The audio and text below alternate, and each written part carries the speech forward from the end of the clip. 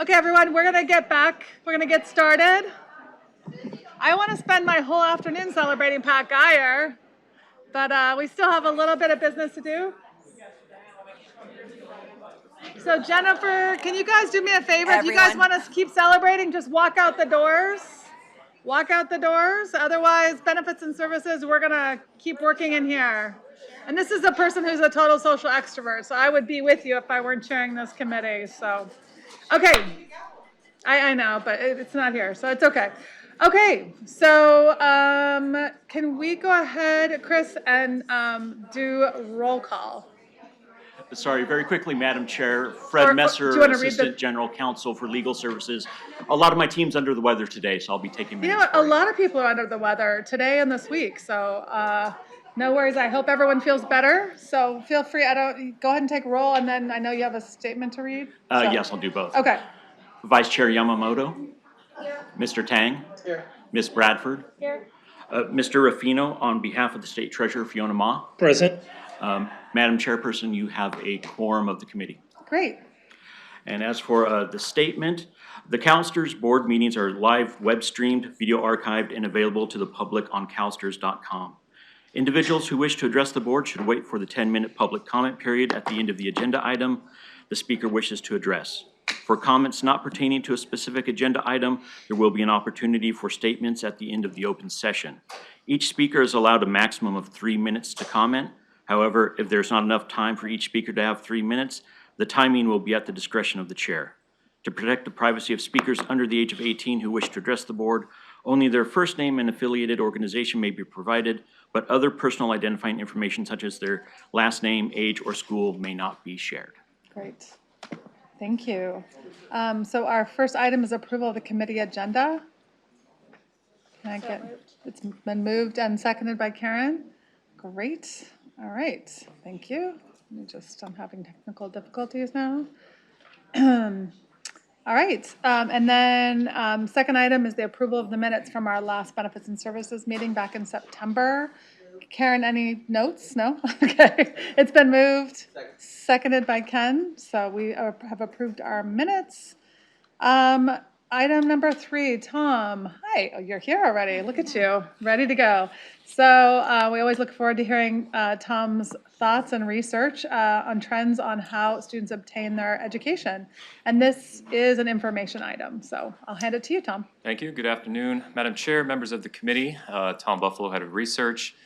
As you stated, this is the trends in how students obtain their education. We'll be looking at public, private, and homeschool enrollment data in California, and then also at a national level.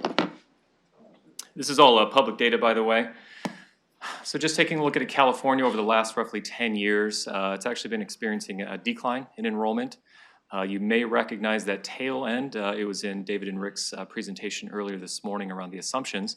But essentially it was somewhat stable, although a small decrease from about 2014 until the pandemic.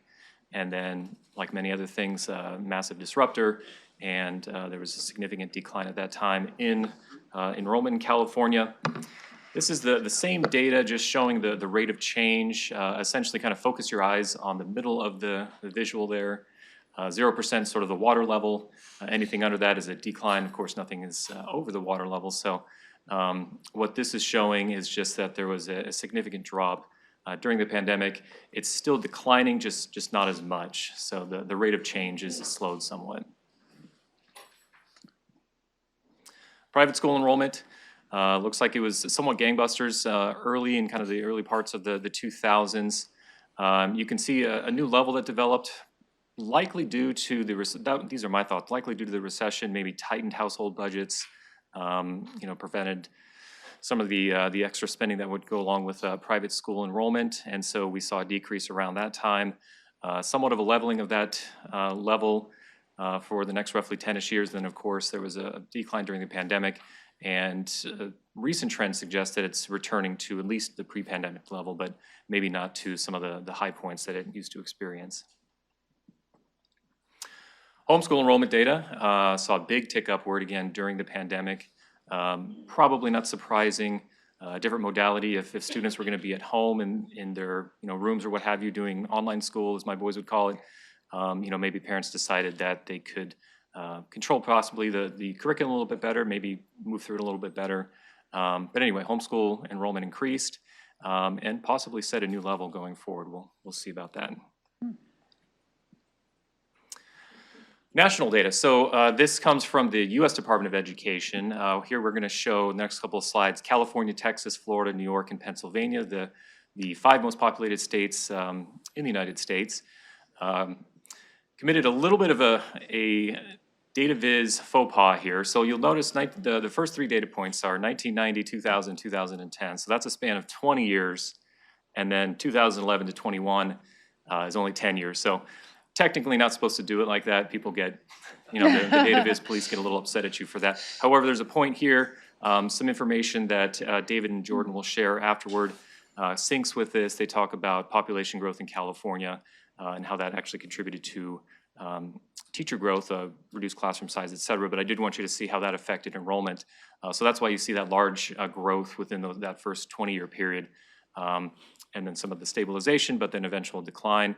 Ultimately, Texas and Florida experienced increases over this time period, whereas California, New York, and Pennsylvania, slight decreases, and then, like I said, what we saw with California more recently as well. Private school also followed, from the national perspective, followed what California did. We saw a decline. Again, during the years of the recession, perhaps, again, like I said, it could have been related to tightened household budgets, not just in California, but elsewhere. Saw a decline in private school enrollments, ultimately kind of stabilizing. Although we're seeing Florida rising, I guess, significantly over the last couple of years. And then homeschool data at the national level. This was tougher to find. We were fortunate. There is a reporter at the Washington Post who keeps this database of this information. And so we were fortunate to find it at the national level. Not sure why Texas is not included in the reporter's database. Florida, New York, and then we added Ohio in this case because it was there. But Florida is, seems to be the trendsetter here, I guess you could say, with homeschool enrollment. Nearly 3 times as high as all the other states that we show here, and continuing to rise as well.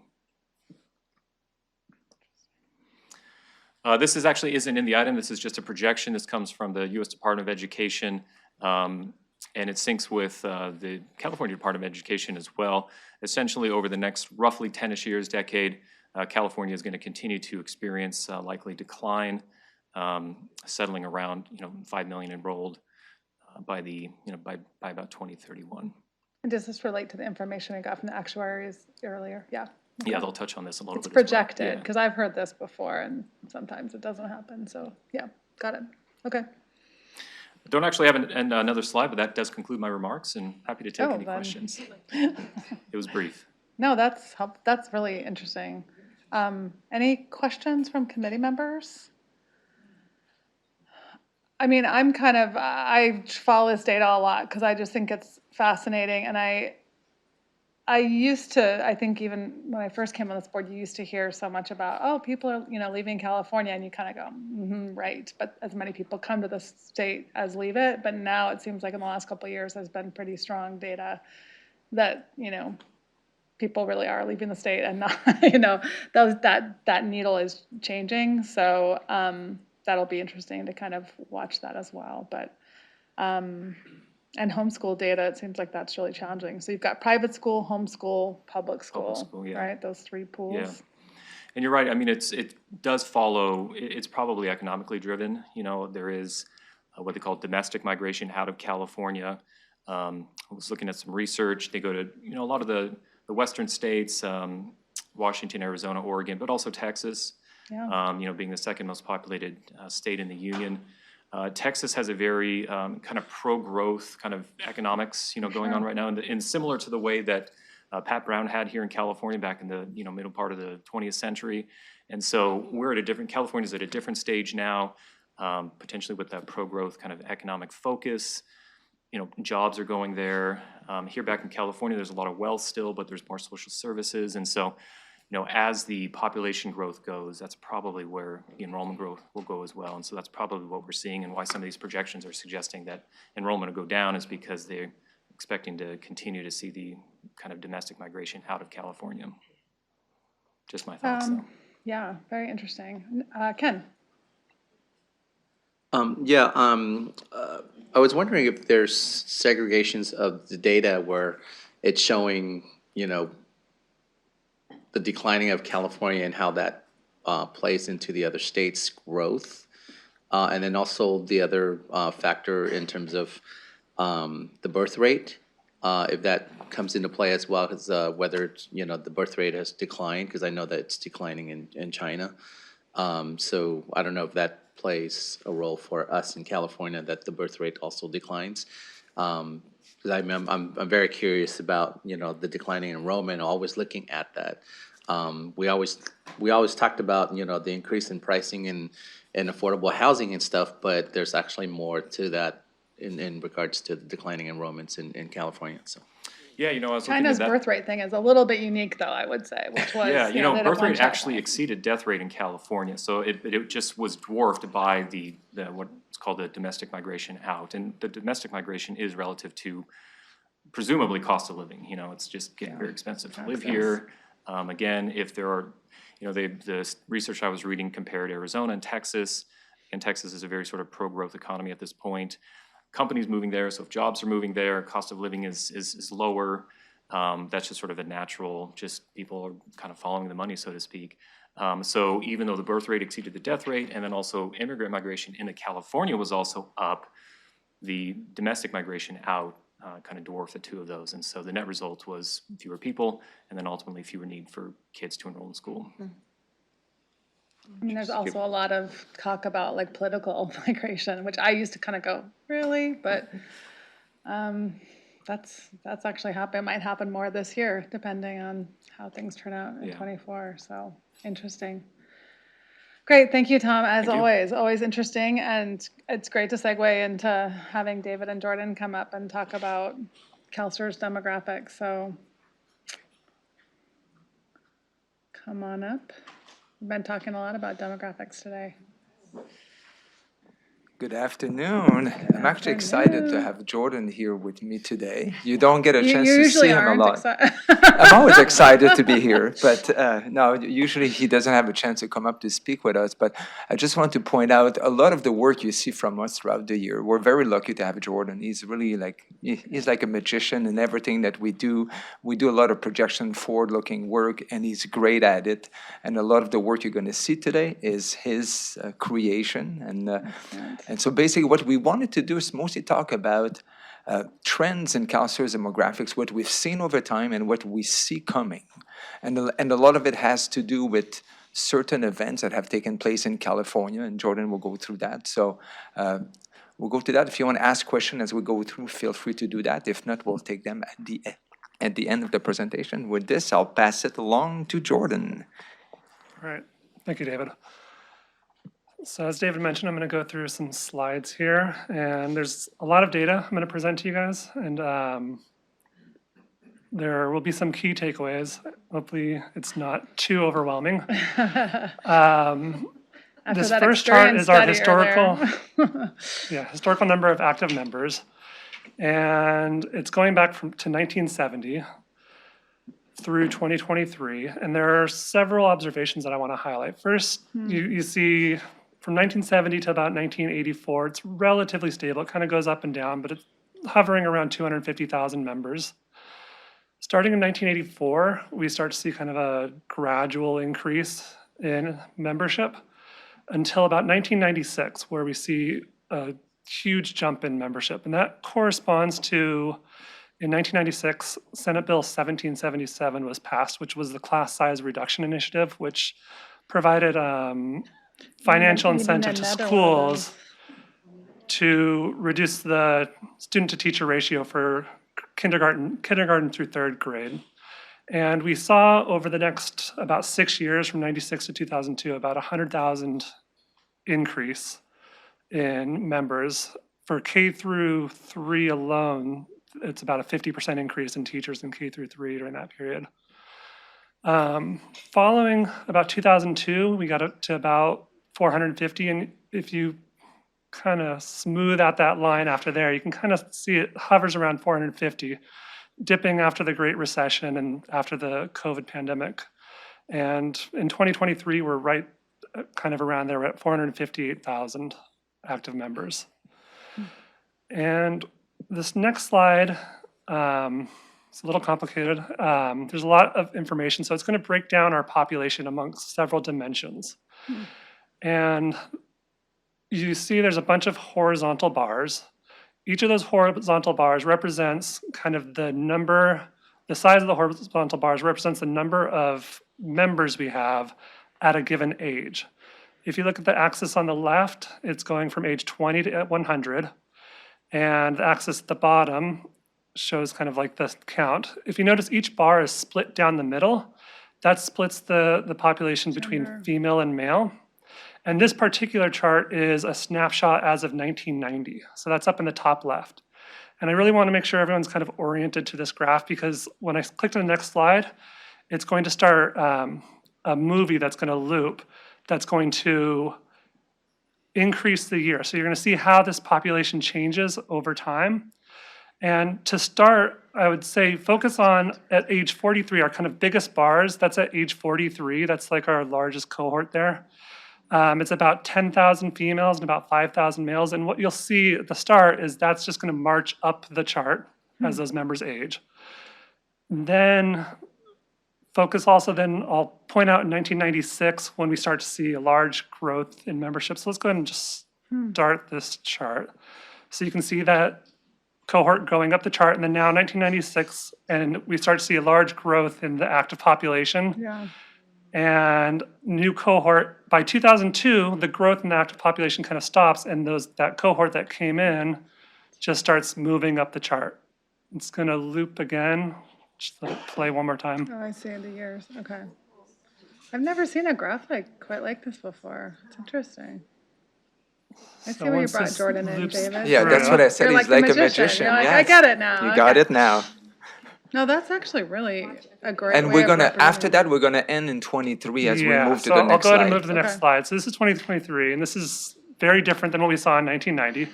But one thing that you can see, that huge bar in the top, so I forgot to mention the kind of breakdown, it's at the bottom there. So the light blue are active members, the dark blue are the members that are active but eligible to retire, so over age 55, and then the orange are kind of are the benefit recipients, which includes retired beneficiaries and disabled members, which is why you see some orange in the lower ages.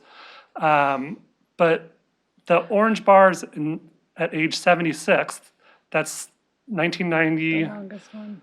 that bar that I mentioned at age 43, that was 23 years ago. That exactly corresponds to what we see in the retired members. But what I really want to point out on this, Karen sees herself on this chart. what I really want to point out on this, though, is that huge group that we have at ages between about 45 to 50, into 55. And that is the people who came in and that kind of boom, that large growth that we saw in 1996. And that happened, it's getting close to 30 years ago now. And those members are getting close to that dark blue color. So that's kind of like, These are you all know, my demographics friends, Jordan. These are all my friends and me, so. are kind of destiny. So that kind of tells you, like, one of the key takeaways is what's we think is going to happen with those members, of course, is that they're going to keep going up that chart and eventually retiring. So I'm going to move to the next slide. Can I ask you though, can Yeah. you go back to this, Jordan? Because I've always thought we have we have more retirees than actives, right? Aren't we? No, we don't. No, we have more actives than retarees. We're close, yeah? It's about 1.4 to actives for every retired member right now. Yeah, and maybe visually I'm like, I thought there'd be more orange than blue, but, okay. All right. So this next chart is kind of pulling together that animation into one chart and showing you, there's two things being shown here. The purple line at the top is the number of active members eligible to retire, so those people that were over age 55, and that corresponds to the scale on the left.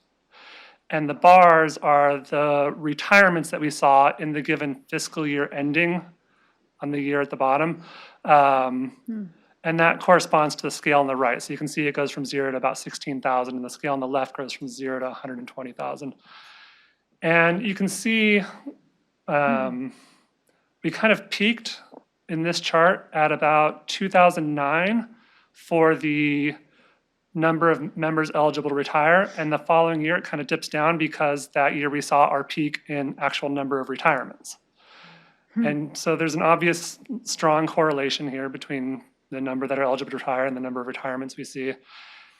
And Just before we move, yeah, if you can just go back, I just want to, so going back to what you approved earlier today, the actual assumptions. So Jordan's going to start going to forward-looking. So we use those assumptions to make those projections. But what I want to point out is we know that our assumptions are never going to be correct on a year-to-year basis because you got other factors that may entice someone to retire or delay retirement.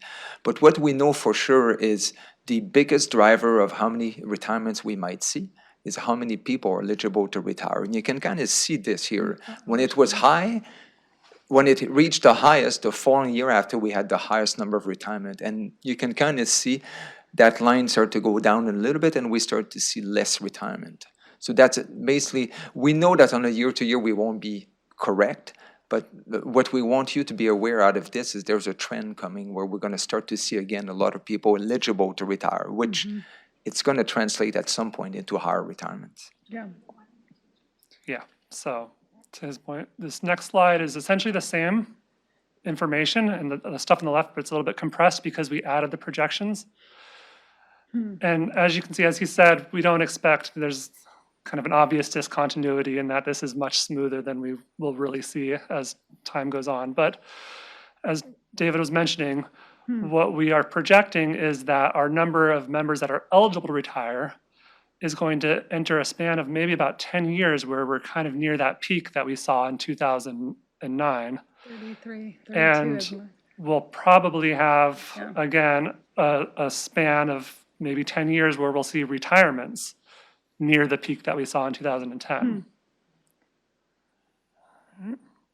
So with this, I don't know if you ever noticed, but we often, when we report how many retirements we process at CalSTRS, you often see news articles that will say, oh no, more teachers are retiring. So I think what you just need to keep in mind here is we'll probably, don't be surprised if you start seeing reports year after year that we've now processed more retirements than the previous year because we have, it's going to be an increasing numbers. Now, there may be fluctuations because of market conditions and so forth, but over time, we expect to get near that peak, as Jordan mentioned, in the next 5 to 10 years. So that's the takeaway, is basically we should expect in the next 5 to That's 10 years. probably the big takeaway More of this. retirement, Correct. yeah. And we are working, so we are making other people aware in the organization because we have to be ready. We may have to process more retirements. This Pension impacts our, Solution will be and hopefully it's working linked to an better. item you're going to hear in the investment committee tomorrow about liquidity needs. So we work closely with our investment team, cash management team to make sure everyone is aware of these increasing trends. So moving on, this graph just shows you the number of actual benefit recipients. So you can see, kind of unlike the actives, which had periods of stability and growth and stability, this has just been kind of constant growth. And that's kind of to do, it's the maturing of the pension plan, which we talked about in the past. You can see it starts in 1970 at about 40,000. And the 2023 number is about 329,000. This growth has many consequences. One of which is the active to retiree ratio that we mentioned before. So in 1970 we were at about 6 actives for every retiree. Now, as I said earlier, it's about 1.4. And as we get more benefit recipients, obviously we're paying greater benefits, which is going to result in negative cash flows, which we're going to, and you can see we're projecting we'll have continued growth in the number of benefit recipients. So I'm going to go to the cash flows. So this is our historical cash flows. The line represents the benefit payments that we've paid going back to 1970, and then the bars are the contributions that we've received from members, employers in the state. And you can see they kind of track somewhat closely until we had our first negative cash flows, which is where the benefit payments exceeded contributions in 1999, 2000. But it became negative and stayed there around 2003, 4. And you can see the gap starts to widen until the implementation of the funding plan in 2014, where it starts to narrow. The chart calls out some kind of milestones, I guess, in the benefit payments. We first paid out $1 billion in benefits in 85, 86. We reached $5 billion in 2002, 2003, and $10 billion in 2010 and 11. Looking forward, we expect that this gap will continue to increase. Hey, can you just go back again, Jordan? Yeah. I just want to process that. So just go back. So from 2002 to 3, it was $5 billion. So in less than 10 years, It doubled, we paid yes. twice. Yeah, I just want to have Yes. a moment and say that out loud and process that. Okay. Just, it's good for us to, I know the actuaries are all over this and Chris and his team are all over this, but it's just good to acknowledge that. Yeah, and last year we paid 18.4 billion, which you can see that bar is just a little bit above 18. Okay. Okay. Yeah. And so then looking forward, we expect that kind of gap between the contributions and the benefit payments to increase. And you can see some more kind of milestones going forward. We expect to pay $20 billion probably within the next couple of years. We'll exceed 30 in about 10 years and 40 billion maybe in about 20 years. And I guess one thing to add, we mentioned the items that, these negative cash flows are an expected part of a pension system. We exist to pay the benefits. And the fact that we pay more than we collect doesn't mean we necessarily need to sell assets, because we can, the cash generated by the investments can cover the gap. But it does But highlight it is that our something that biggest we risk is investment come risk. into, that we consider carefully, of course, in the asset liability management process and the liquidity management, as David mentioned. And the only thing I would say with this is, because I think sometimes you can get, I don't know, you can freak out or get scared by looking at the last number, what we're going to pay $50 billion in benefits. So keep in mind, inflation, we're looking 23 years ahead. Yeah. So 23 years from now, 50 billion, it's going to, it's a smaller amount today. So that's the other thing to keep in mind. And also, if our funding plan stays on track and we reach full funding, we should have close to $700 billion in the fund in 2046. So paying 50 billions out of 700, it doesn't sound as bad, or as, I don't know, not bad, but as scary as scary. Yes. Didn't want to. I'll be enjoying my retirement, and I'll be watching these meetings and making sure the board. So just just something to keep in mind is that's fund actually- will continue to grow. That's very helpful, David. That's because we are long-term investors, Yes. and our funding plan is working. And okay, anyway, thank you. And with that, other- if there's any anything other else? questions. That's it. Any other questions from committee members?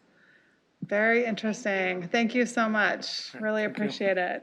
Thank you. Gosh, food for thought.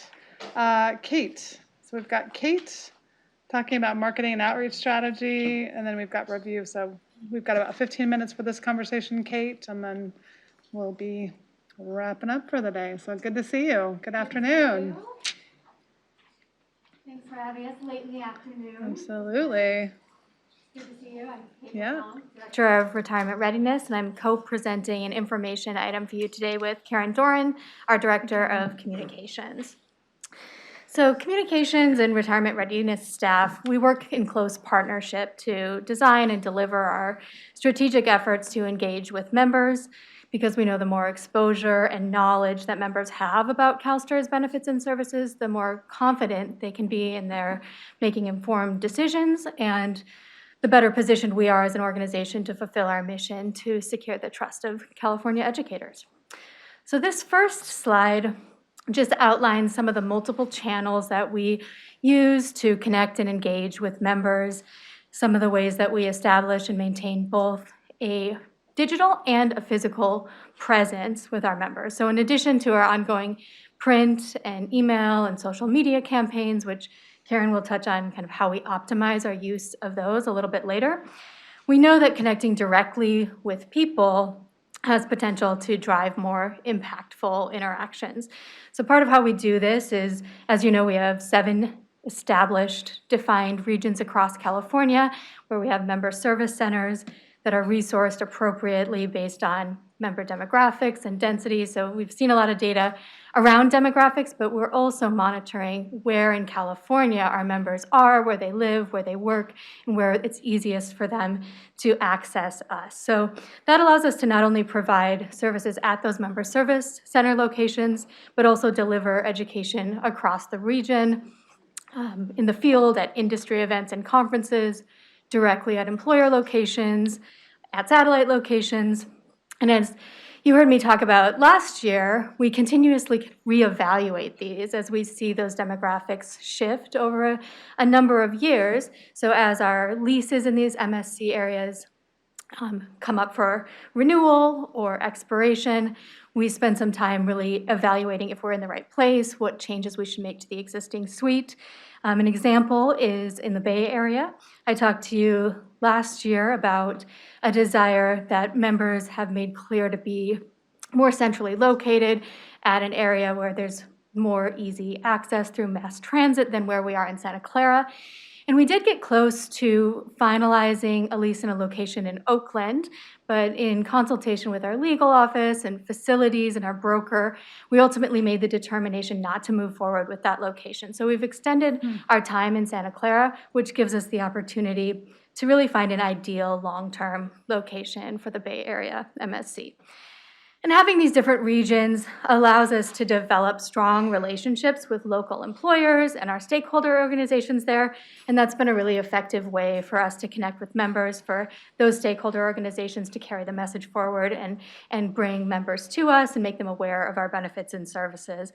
We also have specific materials designed for employers to use when they're onboarding new teachers so that they have resources to connect as easily as they can that are relevant and important for members at that stage.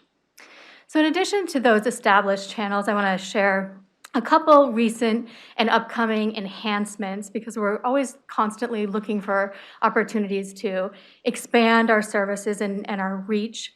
So first, we've expanded our self-scheduling offerings in CalSTRS. So previously, we only had a segment of our appointment types available online for members to access through CalSTRS 24/7 and just schedule on their own when it's convenient for them.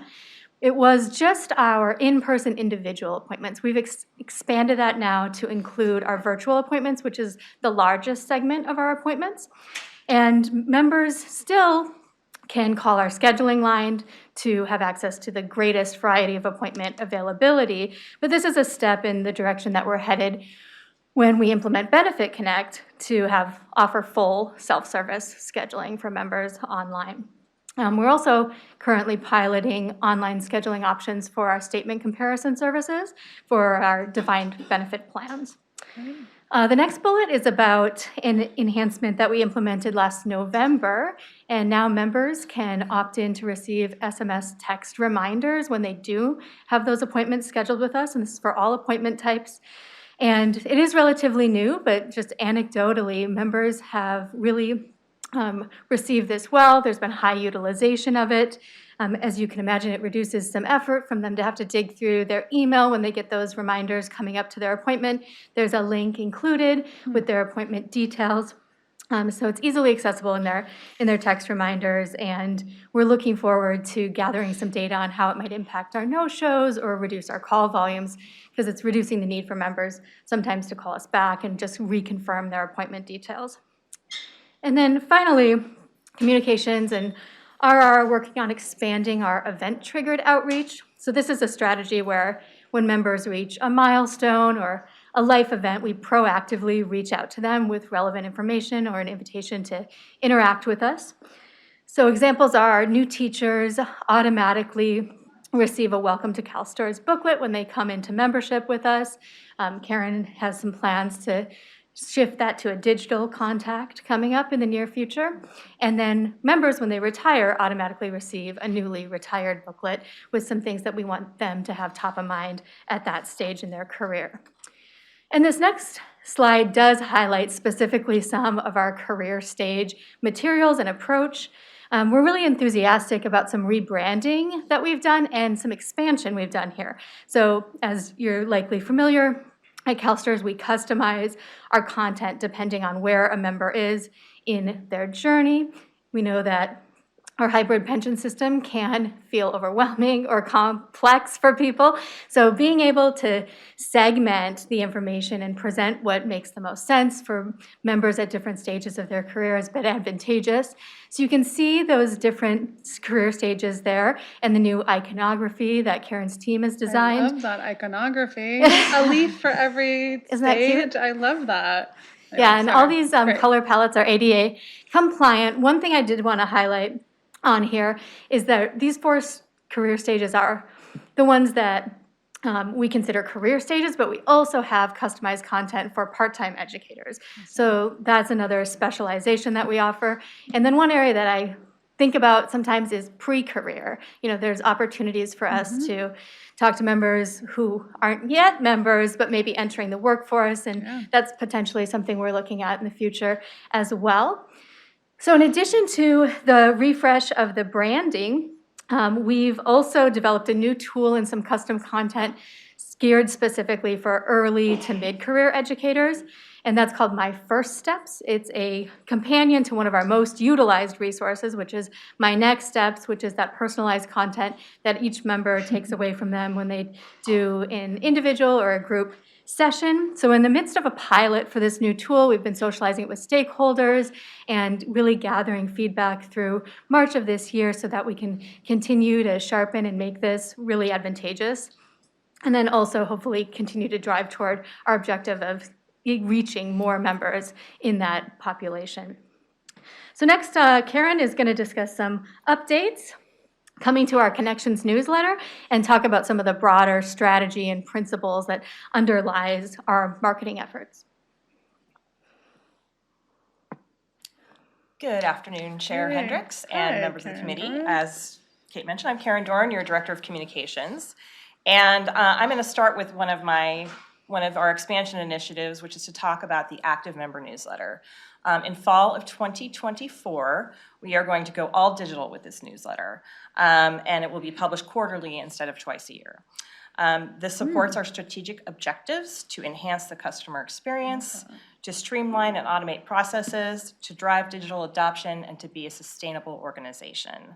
There's some real benefits to this. The news will be timelier due to the increase in the number of issues. We're going to kind of try to time it around board meetings so that information that comes out of the board meetings can be included more quickly in the newsletters. We can better track which headlines and stories our members are interested in, and how many people are really opening and reading each newsletter. We will also save $313,000 per fiscal year, which I know doesn't seem like a lot of money, but over time, over 5 years, that'll save us $1.5 million. The format will be modernized for online readability, which also means formatted for mobile device readability. And we will be using the new iconography you just saw in the newsletter. We'll be using the colors for the career stages so that when someone's reading it, they can go straight to the information that's most relevant to them. We are going to communicate this change to members in advance. We'll be using ads in our current newsletter, social media, email, and mailed postcards to members who receive the printed version. And I want to just remind you, everyone again, that this is for active members. Retirees will continue to receive a printed newsletter if they want it. Moving on to the next slide. So we have some other focuses that we want to have for our expansion initiatives. And one of those is what we're calling an integrated campaign approach. And what this really means is that when we have an important program or information that we want to communicate to our members, we'll basically take over all of the communications channels at our disposal to promote that program. The example we're showing here is the Newly Retired series. And so this is just one example. It could be something else. It could be promoting My First Steps, for example. And so we'd go CalSTRS.com, email, all the things that you see listed on this screen, we would use that to promote that program or time of year. There's a lot of different ways we can use it. And this approach is really great because it increases the chances that members will see the information. It also, and our goal is always for them to see it more than once, because as you all know, we have to see things multiple times in order for them to stick. So it should increase retention. And also offering a consistent message, look, and feel across channels increases trust, awareness, and the retention of information. Another bit of news I wanted to share is that the communications division, we've recently reorganized to align our content and web management, video production, graphic design, and writing services under one management team to help us implement these ideas. And next I want to introduce another framework to think about how to communicate. It's called the PESO model. And it's a way that it's just a framework for us to think about how we're doing communications. And the acronym stands for paid, earned, shared, and owned. And it was developed by a communications and public relations expert named Jeannie Dietrich. She wrote a book called Spin Sucks. I have a heavily tabbed copy of it in my office. And it's like other frameworks you may have seen, like the previously mentioned integrated communications and marketing. You may have also heard something called omni-channel marketing. I like this model because it's super easy to remember, and it applies really nicely to the work that we do in communications. Now I'm going to talk about it a little bit out of order from the acronym, because I'm going to start with owned media, because that's the one we have the most control over, and it's where we put most of our resources. And again, that includes CalSTRS.com, member newsletters, member publications. Kate mentioned the Welcome to CalSTRS booklet earlier and our plan to go digital with that. That will start in 2025, and what we'll do is mail folks a postcard with a QR code on it that they can then go back to the website to find the Welcome to CalSTRS information. It's videos, webinars, and member workshops. We are going to continue to work on enhancing the other areas, which includes shared media, and that's social media, partnerships with member groups. I want to talk a little bit more about, social media is monitoring and sharing information out on those various channels. Another example of social media or shared media would be to sort of keep an eye on the 403B Facebook page, see if there are some ambassadors that we can connect with that participate there, or at schools. Kate and I have talked about trying to look into an ambassador program. We've got a lot on our plates, so I don't want to promise too much, but it's something that we're considering. And then I want to also talk about paid media. One of our goals is to really see how we can get to those early career and younger members. So in next fiscal year, we're looking into a pilot paid media, digital media program to try and see if we can move the needle on awareness, possibly signups for My CalSTRS. Again, it's a very early stages, but that's what we're looking at. And then earned media. This is the most challenging to implement. But there are opportunities. There are opportunities in member group publications. There's the 403B Wise podcast as an example where we've already gotten some coverage. Yeah. And I think we want to look for similar opportunities to that in the future. So now we'll move on to the next slide. And this is sort of back to fundamentals. These are the foundations of outreach that Kate and I both use in our daily work. And I'm not going to talk a lot about this, but what I want to say is as we explore new tactics, strategies, and channels, we want to continue to rely on these core principles. Some highlights from today's presentation include customization using career stages and personas, and repetition and exposure with our integrated campaign approach. And then the CalSTRS brand voice, personas, and career stages also drive our word choices and help build trust. And for next steps, Kate and I are going to continue our valuable partnership. I just want to say thank you to Kate. She's been a great collaborator as we've been getting ready for this presentation. And we'll continue to work together and enhance and modernize outreach to members. And so now I'm going to turn it back over to her. Thank you. Likewise.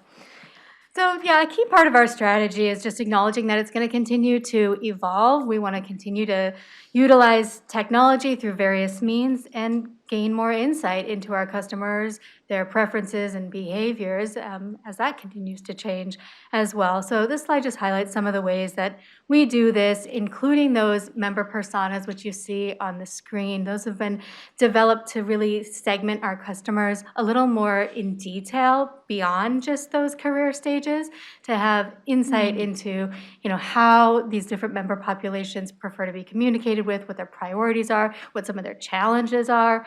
So especially with Pension 2, we're really looking at how we can integrate these more into our existing marketing. We rely on our member research, including insights from our annual member survey, as well as our individual interaction customer satisfaction surveys, and then sharpening our messaging with strategies like A/B message testing. So Karen's group is really great at putting together a few different options, and then we'll send out perhaps the same communication with different headlines or different links of detail to a target population, and then whichever one has higher click-through rates, that's what we'll send to the larger group. So using strategies like that just to continue to learn more about how our members will be more motivated to interact with us. So this closes our presentation content, and we welcome any questions. Great. Thank you, Kate. Thank you, Karen. Committee members, questions? Go ahead and punch in so I can get your mic. The thing is that when we receive emails, there's so much to read, and so with the busy schedule of teaching and all the things going on, if the subject line can be exact and precise and just eye-catching, or some kind of, that it's important, or whatever words that you want to use to communicate that, I think that would be really important and really helpful for those that receive it. I think that's going to be one of the benefits of switching to an all-digital format. It'll give us the opportunity to shorten the length of information that's in the email, and really have some headlines that you can see as soon as it pops on your phone, and then it'll be easier to decide which one you want to read. Right. So I agree with you. We need to make our subject lines and headlines as punchy as possible. Good, thank you. When you have when new teachers start, we get their information, right? Because they start contributing in the CalSTRS, if they're a full-timer or a part-timer that's in CB or DB. And so when we get that information, we get their phone numbers, do we get that? I guess I'm just curious, because I know, I basically text now. I'm a texter. So I have a friend who drives me crazy because he always wants to, not that I don't like talking on the phone. I'm happy to talk on the phone when it's like, how was your vacation? But I'm not happy to talk on the phone when it's like, what time are we meeting for dinner? Or, and I just find more of my colleagues and I just wondered if there's ways to capture people through text more, and I can speak to that a little bit, just because knowing what it took to get us to the stage to be able to send these SMS text reminders. There's a lot of governance around texting and getting the short code and making sure that you're in compliance with allowing unsubscribe technology. So I think that's something that we're interested in looking more into. Members do need to opt into it, so that's something where you can't do an opt out. No, but. Oh, right. That's right, yeah. So we offer it now when they schedule an appointment, because that's an interaction where we can include that. So that's something that we've been looking at with our customer service staff and with communications, is the data that we have on members and how comprehensive it is, and then what opportunities there are to expand to interacting in channels like that. Okay.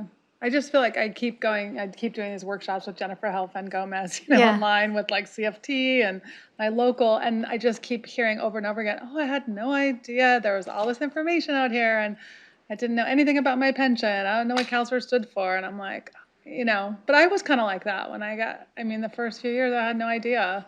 So I just, anything that just, I feel like gets people in the door, because once they get in the door, it's like there's this incredible wealth of financial planning, all the great webinars we're offering now, just the life stages, is just amazing.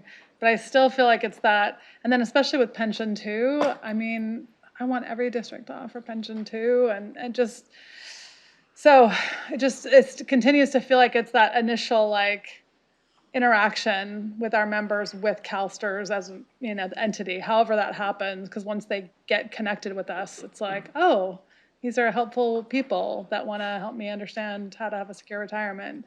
But yeah, I'm excited about the future, and I think some of the, I'm always into, you know, I love that, like iconography, or what is, There you go. is that right? I have to get the stress right, iconography.